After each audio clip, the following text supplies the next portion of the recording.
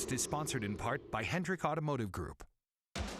Live from Charlotte, this is WBTV News on your side. Now at 5 o'clock, Hurricane Dorian now dangerously close to the southeastern coastline. Already, curfews are in place in South Carolina, and hurricane warnings are in effect from the southernmost coast of South Carolina to Elizabeth City, North Carolina. Mother Nature can be, a beast too, so. We have live team coverage this morning. We're tracking the storm from the First Alert Weather Center, and our crews are on the ground on the coast as neighbors prepare for what could be the third hurricane to hit their area in 4 years. Welcome to WBTV News this morning here on this Thursday, September 5th. I'm John Carter. And I'm Christine Spiro. A lot to get to with Dorian this morning. Mary King is here in the Alert Center as well. Not only do we have coverage along the North Carolina coast for you, Mary, you're looking at South Carolina, who's already getting impacted. Already getting pounded, and we're actually have a live picture for you this morning. It's an earth cam out of Charleston. Want to show you that now. It's kind of giving you a perspective. We've seen winds really pick up. As you can see right now, that palm tree gusting in the wind. Sometimes it's a little calmer.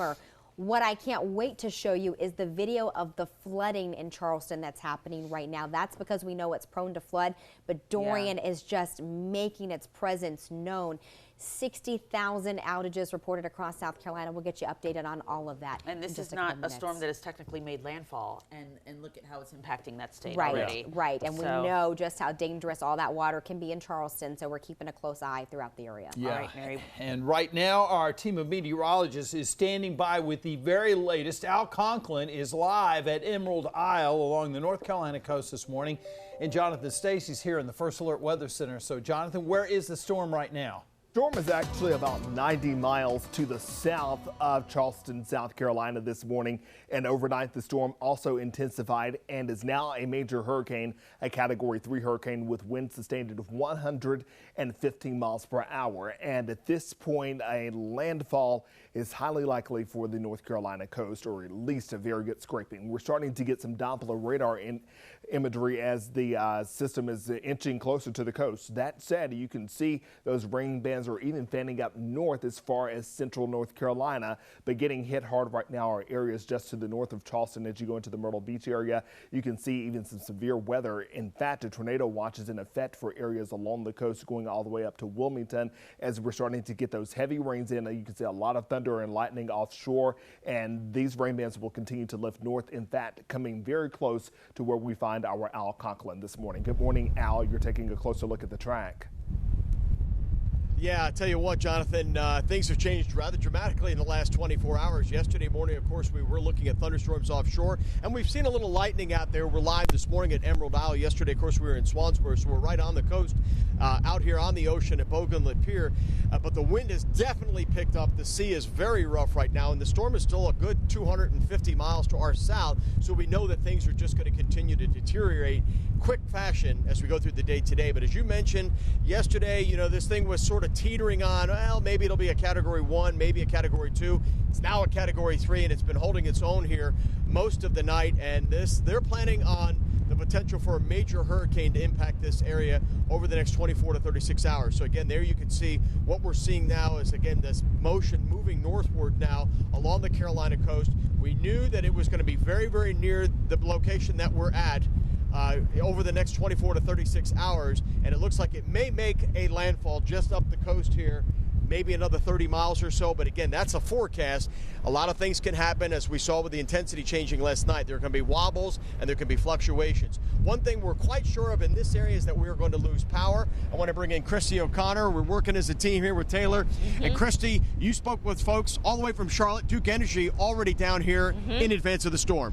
Yeah, Duke Energy, a spokesperson, met us in Swansboro yesterday, and he told us that most of the Charlotte linemen are stationed in Florence, South Carolina, and they sent us some of the video of their staging center there in Florence.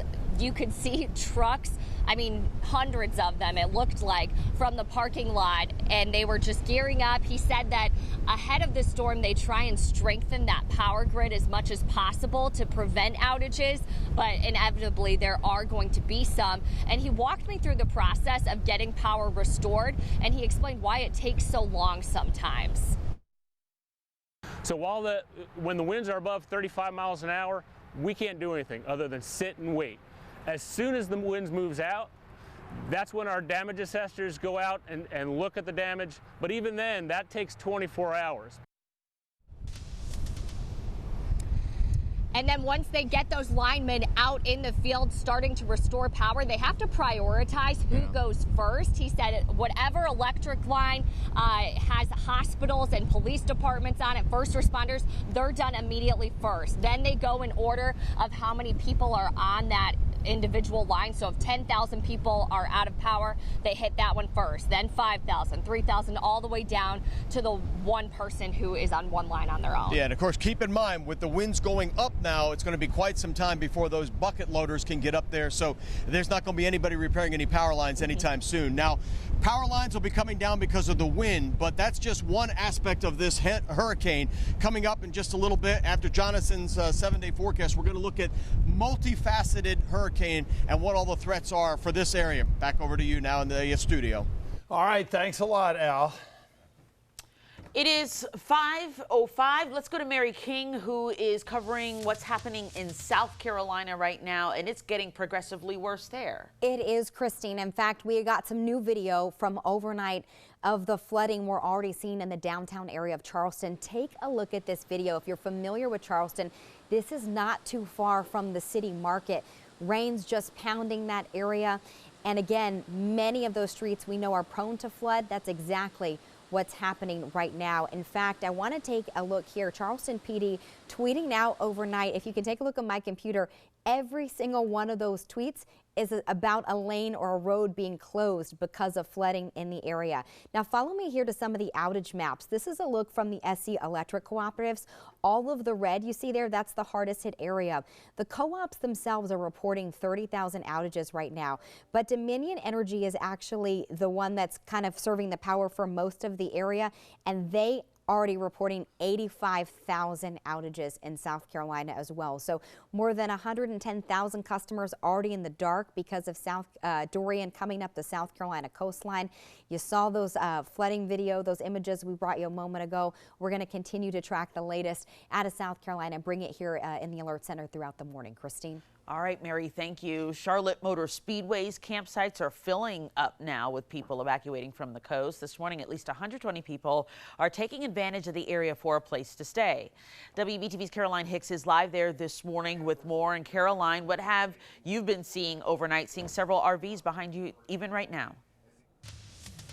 Well, Christine, that's right. This morning, there are at least 50 campsites full of travelers getting some sleep after they made their evacuation. And they're really coming from all over. We're talking Georgia, South Carolina, Florida, and of course, the North Carolina coast. They're all thankful for a safe place to stay. And the Motor Speedway is offering discounted and a free place to stay, depending on their setup. They're also giving free tours of the track and partnering with local restaurants to provide meals. And if you're traveling with children or pets, there are some parks for both to run around and have some fun. Each camper has a different story of how they got here, but they're all grateful for a place to escape. We came here Monday because our son lives in Concord. So we came to visit him for a few days. And then 2 days ago, we were going to head to Myrtle Beach. But we thought, maybe not. But it's been really nice. I mean, like I said, when we were here 2 years ago, it was the same thing. They were really, really nice, very open armed, very welcoming. So yeah, it's really nice to have people want you to come. And we're told they're expecting a few more people to get here today as Hurricane Dorian nears the coast. Reporting live at the Charlotte Motor Speedway, Caroline Hicks, WBTV, on your side. And North Carolina State Troopers from the Charlotte area are on standby to head down to the coast. 2 different squads have been placed on standby. Each squad has a sergeant and 7 troopers. During these storms, troopers help to keep evacuations running smoothly, and they try to help drivers who get stuck driving on flooded roadways. They tell us they learned a lot of lessons from Hurricane Florence last year. Once we got down there, several of the roadways were flooded. It was tough getting into the areas that we needed to go into. So this time we've sent some troopers down, or we're sending some troopers down tomorrow to kind of beat the storm before it comes. If you are driving somewhere and get stuck, dial *47. Dispatchers will try to get a trooper to you as quickly as they can. Looking ahead, Governor Roy Cooper will be holding 2 press conferences today from Raleigh to discuss Hurricane Dorian preparations. His first press conference will be at 10 this morning. Then he'll have a second one at 4 p.m. So stay with WBTV on air and online for updates from both of those press conferences. And of course, you can keep an eye on Hurricane Dorian at home, whether we're on the air or not. Just open the WBTV First Alert Weather app and click radar at the bottom of the app. First Alert Traffic is sponsored by Toyota of North Charlotte. Things are moving very smoothly. If anything changes, we'll be sure to let you know throughout the morning. All right, we do have breaking news. We're following Charlotte-Mecklenburg police investigating what is now the 75th homicide here in the city of Charlotte. It happened right before 9 last night near West Sugar Creek Road and North Tryon Street. Let's go to our Sharon Hayes, who is live this morning from CMPD headquarters. And Sharon, we're told the shooting took place after a car crash. What happened from there? Well, good morning, Christine. Yes, investigators with the CMPD here say police were actually responding to a crash involving 2 cars. But when they got out there to the scene, they did find the vehicles, but also a man who had been shot.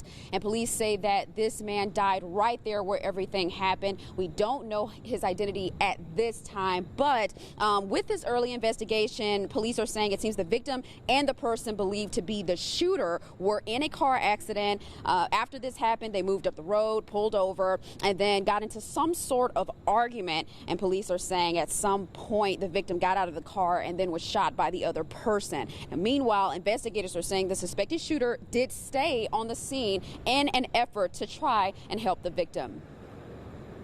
We're not sure what transpired between the 2 of them in those moments. Right now we have one person giving us a story, and then from the rest of it we'll do our best to piece together through, once again, the evidence is on the scene.